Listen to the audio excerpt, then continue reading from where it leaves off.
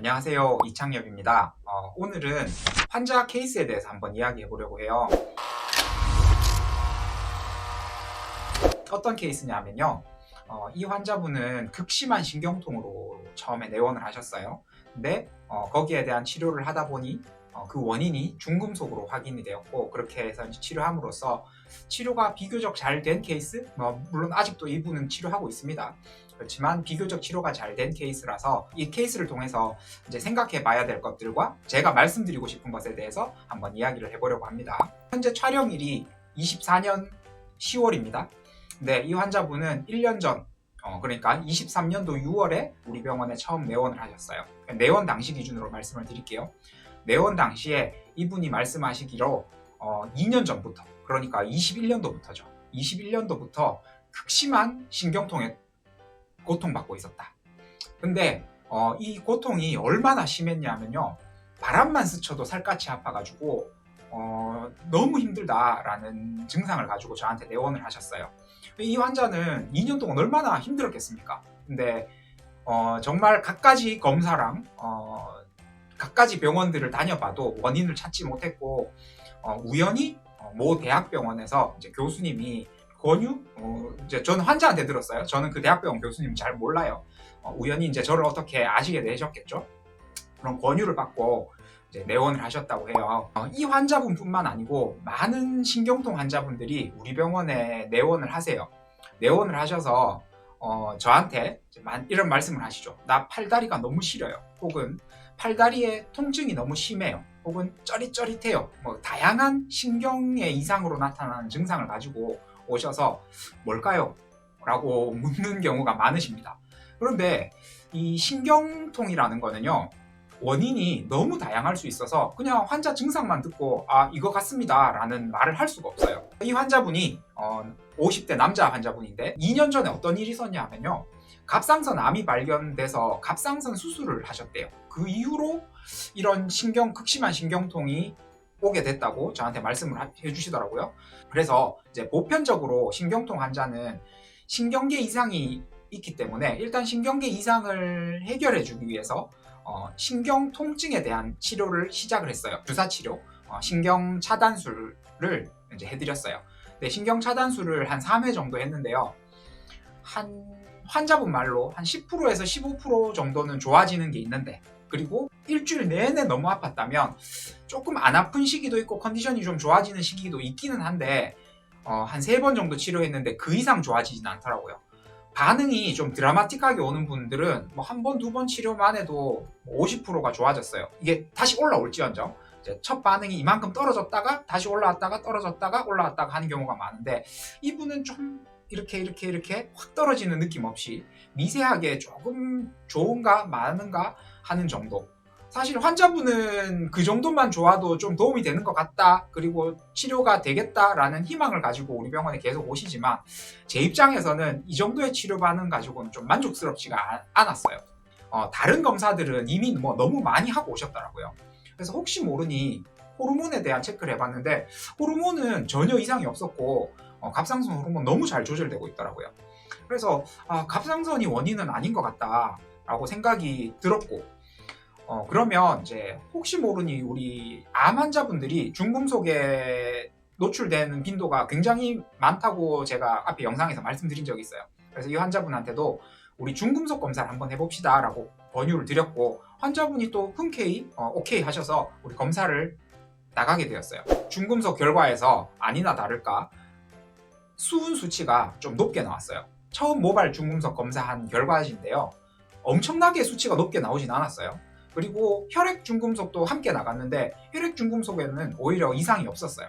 그래서 이 시점만 해도 제가 이 환자의 이런 극심한 신경통 증상이 중금속 때문일까 아닐까 좀 긴가민가 하면서 중금속 치료를 병행합시다, 뺍시다. 그리고 이제 신경에 대한 회복 치료, 수액 치료와 주사 치료를 병행을 합시다라고 말씀을 드리고 환자분과 치료를 시작을 하게 되었습니다. 이 환자분의 증상을 말씀을 드리면요, 앞에 말씀드렸듯이 바람만 스쳐도 팔이 또 다리가, 주로 몸통은 옷을 입고 있으니까 바람 스칠 일이 잘 없어서 팔다리에 비해서는 괜찮은데, 이런데 자극이 되면 아파가지고 여름에 반팔을 못 입으시는 거예요. 이 팔과 다리가 막 쑤신대요. 막 콕콕콕콕 쑤시는 걸 이거 말로 본인도 표현을 잘 못 하시더라고요. 많은 신경통 환자분들이 그냥 저려요. 혹은 뭐 칼로 베는 것 같아요. 불로 지지는 것 같아요. 화끈화끈거려요. 이런 신경통에 대해서 표현하시는 분들이 있는데 이 환자분은 너무 이 통증이 복합적이다 보니까 말 한마디로 이제 표현을 못 하시는 거예요. 상상이 되십니까? 이 환자의 고통스러움이. 직장 내에서도 여름 되면 더우니까 에어컨을 막 틀잖아요. 에어컨 틀고 선풍기 틀고 하는데 그게 그 환자분한테는 너무 고통스러워서 항상 긴 팔, 긴 바지를 입고 생활을 하셨고요. 그런 고통이 2년 동안 지속이 왔다고 해요. 그리고 진통제도 써봤겠죠. 이미 다 써봤어요. 제가 이제 처음 초진에 내원하셔서 먹고 있는 약 이렇게 리스트를 보니까 신경통에 쓰는 진통제, 그리고 우리 흔히 환자분들이 쓰는 소염 진통제, 스테로이드계 진통제, 각종 진통제들을 다 써봤고, 그리고 신경 안정제. 왜냐하면 우리 신경이 과흥분되어 있을 때 이제 의사들이 하다 안 되면 환자를 좀 진정시키는 약을 써서 이 감각을 무디게 만드는 약을 사용을 하기도 하거든요. 이제 여러분들이 정신과 약으로 알고 계시는 그런 약들을 사용하기도 해요. 근데 그런 약들을 이미 다 쓰고 있었어요. 왜 안 썼겠어요? 이미 이렇게 환자가 고통스러워하는데. 마약류 패치도 그다지 효과가 없었고, 그래서 이제 중금속 검사를 해서 수은과 비소 수치는 완전 이상 중도까지는 안 나왔는데 비소가 이렇게 좀 높게 나와 있는 걸 볼 수 있어요. 수은과 비소가 좀 높게 나와서 이렇게 높게 나온 환자분들에게 말씀을 드려요. 지금 당신의 증상이 중금속으로 인한 것일 가능성이 높아 보입니다. 근데 신경통이라는 거는 중금속 때문에만 오는 거는 아닌데 이거는 치료해봐야 아는 거예요. 여튼 중금속은 안 빼면 추후에도 문제가 생길 수 있고, 중금속 자체로 발암 물질이니까 중금속을 빼는 치료를 같이 좀 하면서 신경 회복에 도움이 되는 이제 치료들을 병행을 해봅시다 라고 말씀을 드렸어요. 근데 이 중금속 같은 경우에는요, 노출이 돼서 신경에 손상을 일으키고 나면요, 비가역적인 변화가 오는 경우가 굉장히 많아요. 시간이 오래 지났을수록 더 그런데요, 이 중금속을 뺀다고 해서 이 신경통증이 회복되지 않는 경우도 많이 봅니다. 그리고 회복된다 하더라도 완벽하게 회복되지 않는 경우를 많이 봐요.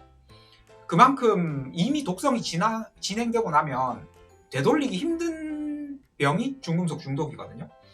근데 어떡하겠어요? 있는 건 일단 빼줘야 되니까 이제 그때부터 매주 오셔서 중금속 치료를 하기 시작했습니다.